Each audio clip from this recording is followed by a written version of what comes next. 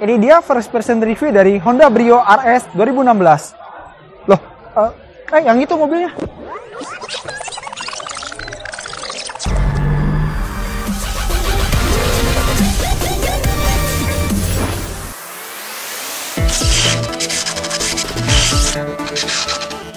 Jadi di IMS 2016 ini Honda melakukan sedikit perubahan pada Brio.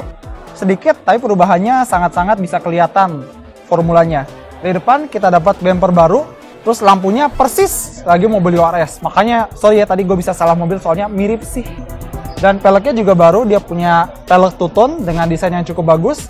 Dan di Brio Satya dia dibedakan, Satya dapat pelek yang lebih sederhana dan aksesoris yang lebih sedikit.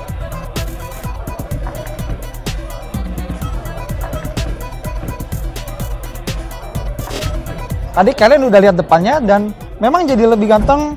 Tapi jadi mirip Mobilio RS. Jadi kalau misalnya kalian lihat foto depannya, mungkin bisa salah tebak ini Brio atau Mobilio. Dan kita lihat di spion sampingnya, dia pakai spion yang sama dengan Honda Jazz dengan lampu sen LED. Side skirt baru, di belakang masih rem tromol, dan di belakang kita dapat garnish pintu belakang yang dicat warna body. Itu untuk yang RS. Hal pertama yang lu notice kalau misalnya masuk ke interior Brio RS ini adalah, lihat ini dashboard Honda BR-V.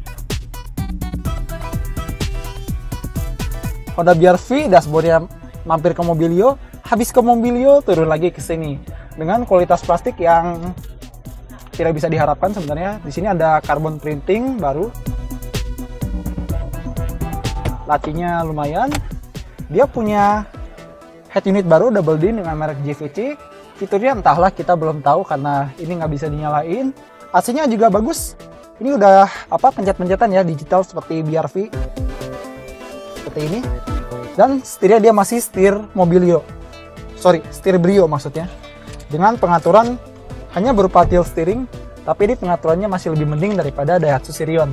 Dan seperti Honda Mobilio RS, dia sudah punya steering switch control buat ngatur audio di sini. Dan joknya sebenarnya masih sama dengan Mobilio. Dia masih one piece dengan headrest yang menyatu. Jadi kalau misalnya kalian pengen cari posisi kepala yang nyaman, ini agak susah karena headrestnya nggak bisa diatur-atur. Dan joknya masih tipis, karena kalau kita tekan-tekan seperti ini, masih kerasa tulang joknya. Jadi kalau misalnya bisa dipertebal aja ya, busanya mungkin jadi lebih enak buat perjalanan jauh. Tapi gue syukur sih posisi duduknya masih enak, seperti mobil-mobil Honda lainnya. Bisa sliding, bisa reclining, tapi tidak ada head adjuster seperti Daihatsu Sirion yang gue review kemarin. Dan di sini kita lihat dia punya panel instrumen yang identik dengan Honda BR-V S, which is BR-V termurah yang bisa lo beli di pasaran. Kita lanjut. Sekarang dia punya transmisi CVT, tapi tanpa pedal shift. Tidak apa-apa karena jarang juga city car punya pedal shift. Terus untuk practicality, dia punya tadi laci di sini udah gue kasih lihat. Di sini juga ada di sini dengan power outlet buat nyelokin charger, cup holder 1 dan 2, kantong di door trim, dan di sini ada cup holder 1. Tidak ada namanya center console box. Sekarang kita mau lanjut ke sektor belakangnya. Keluar dulu yuk.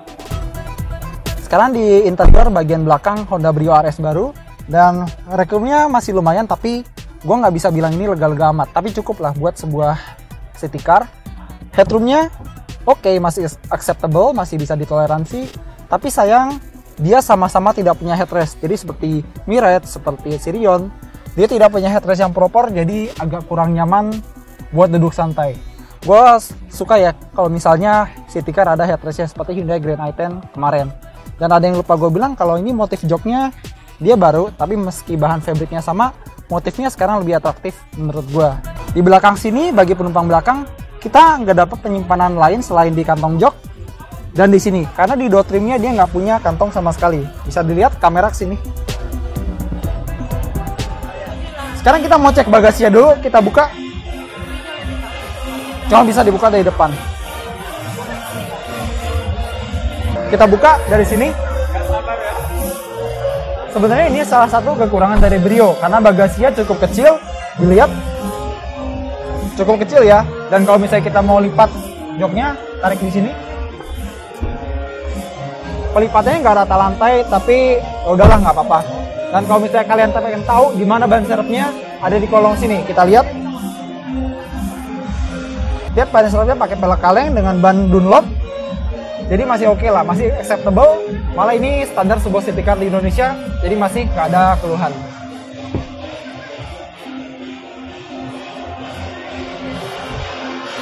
Dan sekarang harga Brio Ares CVT ini dijual seharga 174 juta rupiah lebih dikit.